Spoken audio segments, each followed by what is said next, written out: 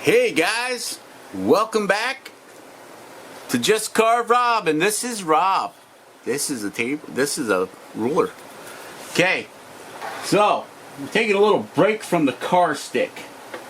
So, yep, we got our '57 Chevy done, guys. There it is. Oh, I still got to cut the grill in it, but yeah, it's mostly done. It's all taken back where it belongs. Headlights and everything of that sort. Yeah. So that's what it's looking like.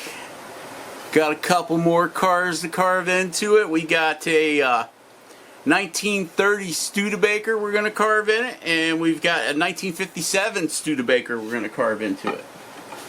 Okay? But to get away from that, I'm doing a project that I've been wanting to do for a long time. I watched that show, well, it's off the air now, but it was called Finding Bigfoot. Love Bigfoot. I watch all that Bigfoot stuff. Okay, so I was at my local resale, which, if you don't know what that is, it's a store where they resell donated stuff for Habitat for Humanity. Okay, and I was down there. And outside, they got a pile of old skid wood and whatnot for free. Well, I found this piece. It was about 5 feet long. This wood, and I don't know what kind of wood it is. It's way softer than basswood, but speak, Rob. It's way softer than basswood, but harder than balsa wood. So, and I don't really know what it is. You can see. I'll show you. It dents pretty easy. See that? Didn't take much to put that dent in there, so I don't know what kind of wood it is. It's part of an old skid that they had out there. So I grabbed it and I picked it up and I almost threw it over my shoulder because it was so light. And they said, well, I gotta buy that. And the guy, they said it's free, you can have it. So I took it. Okay, it's got a pretty tight grain to it, but you can see from it being a skid where it got crushed in certain places, right? So I have no idea what type wood it is, but it's soft. So I figured that would be great to prototype the Sasquatch. Liz knows all about Sasquatches up there in I think she's in Oregon. And Jordy should know all about Sasquatches. Vancouver Islands have more Bigfoot sightings than any place else in the world. So either Bigfoot's there or everybody's smoking way too much of that BC bud. Oh, take a piece of tape. Ugh. Gotta pull some of this tape off my carving table here. Okay, so what did you do, Rob? Well, I took this piece of wood and I laid it on a piece of printer paper, traced the block of wood so I had the right size, okay? So after I did that, I folded it in half, like so. Okay? And then I folded it back the other way. So I got center lines on both sides of my paper, which is going to be my Bigfoot pattern. Okay? And we draw our center lines in. Always draw your center lines in, guys. Like that. Okay, here's the center line. And then from there, Bigfoot has a kind of a cone-shaped head, so I gave him kind of a cone-shaped head. Rough rule that I follow for doing my little guys and whatever is usually you divide your paper or your pattern. Okay, this is 7.5 inches long. Divide that by 3 and you get roughly 2 1/4 inches, okay? So that's what these lines are. 2 1/4, 2 1/4. And then, well, 2 1/4, 2 1/4, and 2 1/4. So that gives you three even spaces, right? You can actually fold your paper in 3 spaces to give you nice square lines. So then what I did is I drew the head in and I started coming down. I'm like, wow, that's going to be his head's going to be way too big. So I backed it up. So basically, my rough estimation for caricatures is in thirds. Okay, the head, the body, and the legs. And then you can adjust it to however you like it, okay? So when I started drawing this head in, because I want big, wide shoulders on, it's Bigfoot, right? Sasquatch. I started drawing this head in. You can see here's my first line right here. And I'm like, well, I want it more spear shaped, so then I made it a little bit wider. Always you can adjust this stuff on the fly, guys. It's real easy. So this is what I came up with. Okay, so his head, the head part of him, get my ruler, we'll measure, in case you guys are trying to carve along, is 1.5 inches. Okay, so that's way off my 2.25 mark, right?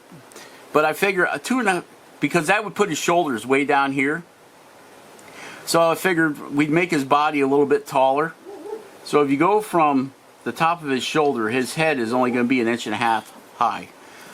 And then we're going to blow his body up. And Bigfoot has really long arms. So I figured, okay, since the head, I've moved my body limits up. Okay, I made his legs longer. I moved it from the 2.5. This is the line where his body, his legs will start, or maybe a little lower. Once you get carving, your mind, like Jordy says, your mind opens up. And you can change, these are just rough cutout dimensions for the bandsaw, as far as I'm concerned. Okay, what I will do is, because his arms are going to be this long, they're going to be below his waist, just like your arms are below your waist. We got to make his arms really long. Okay, so I'm going to bring this line all the way down on both sides, all the way down. Like that. Yep, all the way down. Okay, then at this point here, we can come in with a bandsaw and remove this excess wood. Unless you want his legs spread apart a little, which I don't. So I'll come in with the bandsaw, and just to make this easier, excuse me, so we know what we're talking about here. You can see he's still going to have some pretty long legs, right? Of course, we got to give him big feet. I haven't decided if we're going to carve the hands separate or not yet. I probably will, because I kind of like doing it that way. Because then you can reposition the hands. You're not limited to your wood. You can make your hands separately. Okay? So then that gives us, you can see that gives us our, we can come in, notch that out. We can get rid of a lot of bulk wood with the bandsaw instead of trying to sit there and chop it all out with the Dremel and our coarse bits and stuff. Making a lot of dust. We can just make big pieces go away that way. So then you've got the option. Okay, so now you know what, you got your basic dimensions of what this guy's going to be. Now mine, I'm going to try having his arms swinging, one forward and one back. Okay? Because I think this block of wood will be big enough to do that with. This block of wood is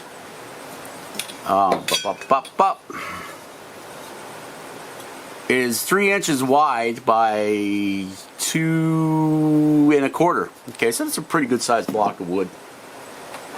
3 inches wide by 2.25. Now it'd be hard to do them on a corner, because if it was 3 by 3, I would definitely be doing it on the corner, because then that would give me wider shoulders. You get all this extra wood from the points. Now I could put it on my bandsaw and take 1 inch of wood off of here and make this a square inch, make it a square block. But I kind of want because Bigfoot has a really broad chest, so I want to kind of keep that. And on the side here, after we're going to put this pattern on here, and we'll cut all this out with the bandsaw. Okay. Now I don't know if I'm going to come back in and, because we kind of want to keep his head in the center.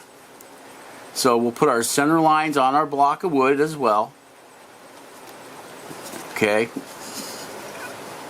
I should do this. I'll probably do this with a marker so you guys can see better.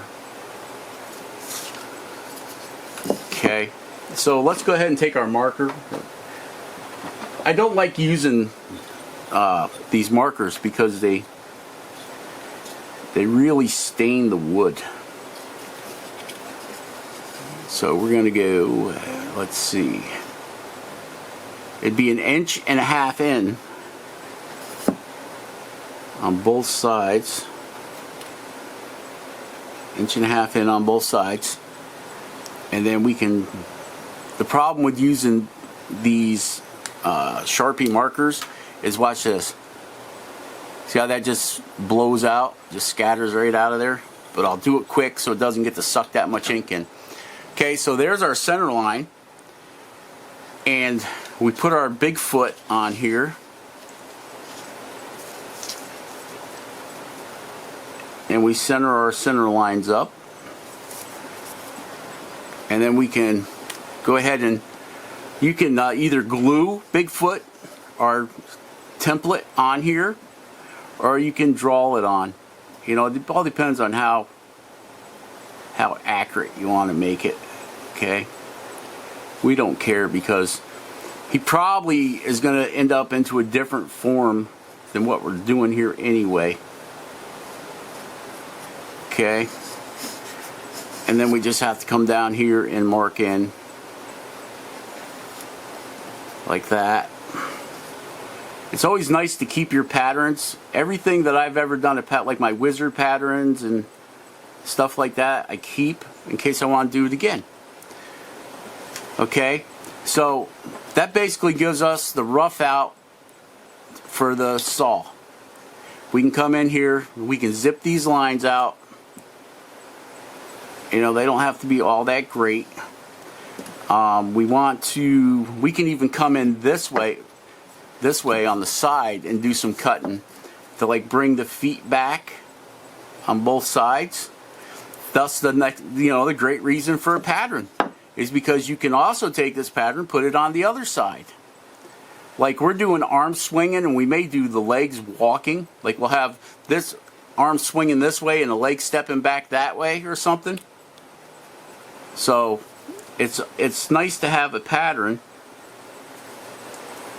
that you can just trace onto both sides. That way there you know they're fairly close.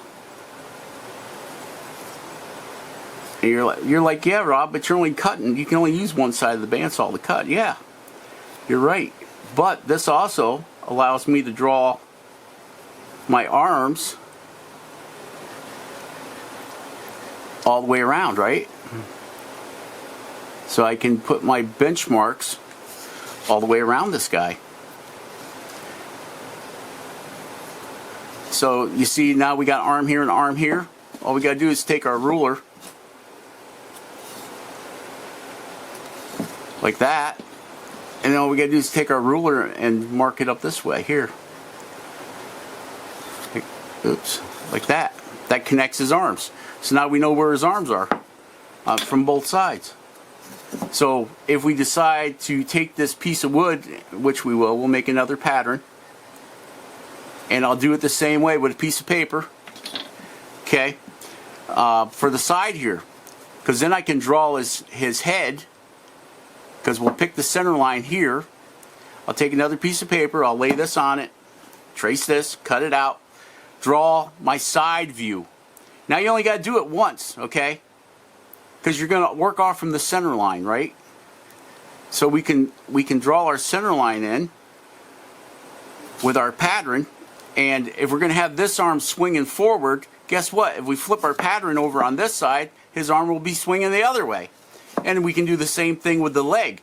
The only thing is when you do that is make sure you don't cut any of this here between the shoulders and the arms down. See? Like that. And the reason you don't want to do that is because you cannot cut out the arms. Okay, you're going to have to do that with your Dremel or your knife or whatever.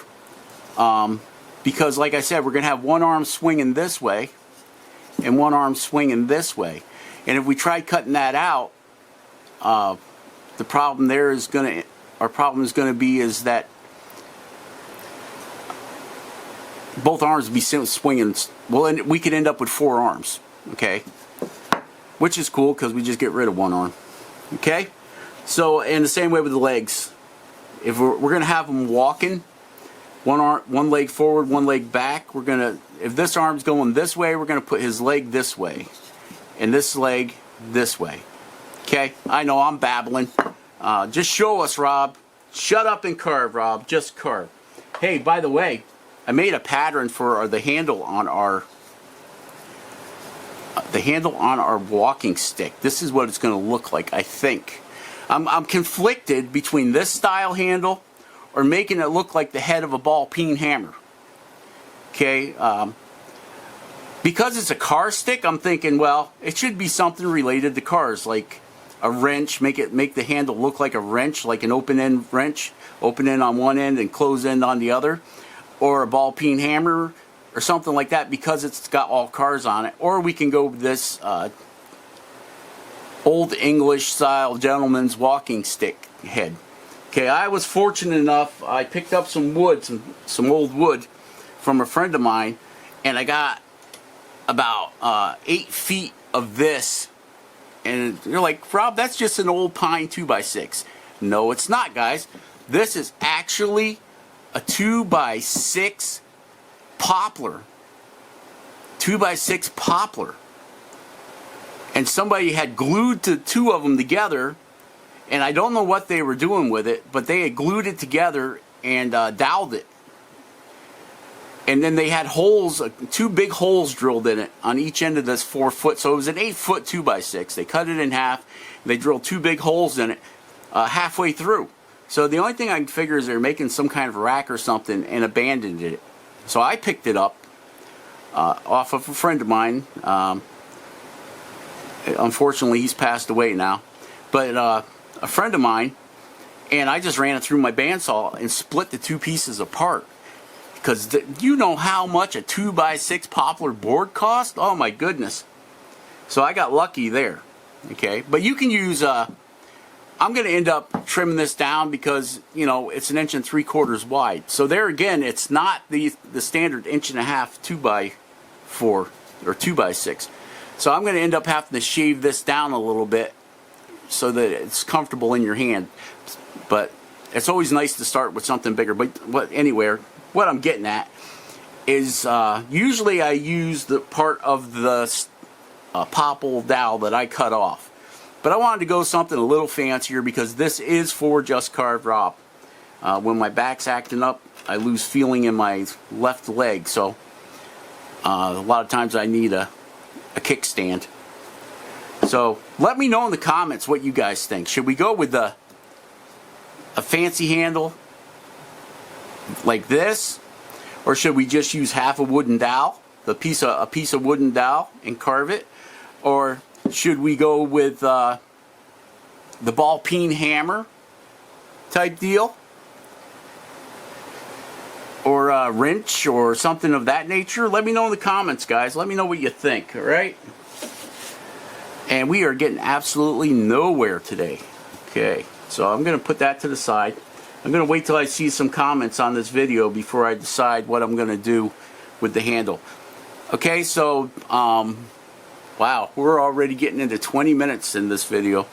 So what I'm going to do is I'm going to go cut this guy out. I'm going to make another pattern for this side.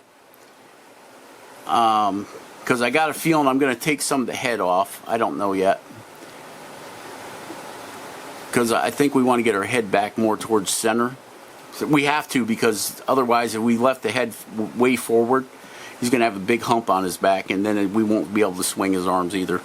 So we're going to move his head like your head is in the center of your body. We're going to move his head to the center of the piece of wood. So we have to decide how big is his head going to be. You don't have to do this. You can just go on the fly if that's the way you like to fly. I mean, normally that's how I do it. It's just that I've been thinking of this Bigfoot guy for a long time, carving him. Ben carved the Yeti, and so I've always wanted to carve one, so today we are going to carve it. So I have to decide. Well, I don't have to decide. It's already there for me. Okay, so if we come straight off his shoulder and up, that's how wide his head is going to be. Right there. And we come over here, we do the same thing. Yeah, we go there. And then that gives us our lines here on top, like that. And then we can do the same thing on this side. We come off the side of his head like that. And we go bink. And we come over here. You guys remember the rolling rulers? Been looking for a rolling ruler. They were a big thing back in the 80s. I guess I could lay this all out on a CAD program and go ahead and draw it in, but where's the fun in that, right? Ben at Studio on the Lake says, I don't need no stinking CAD program. Okay, so then, so that gives us the width of his head. This gives us the center of his head. And all that, of course, Rob, you ding dong. It's all gonna, we just got to worry about this part of his head. How big this way we're gonna make it, right? How fat we're gonna make his head. Okay, so yeah, how thick. We've already gonna have these dimensions when we cut them out on the bandsaw. So then all we gotta do is figure out how big this way we want to make his head. Okay, and that will come into play when I lay out the side here. Okay guys, so let's call this video part 1 of the Sasquatch Bigfoot. It'd probably be listed in the on the what do you call it, you know, them things, them descriptions. Probably be as Bigfoot part 1. So I guess that's it for now, guys. Share, subscribe, and like.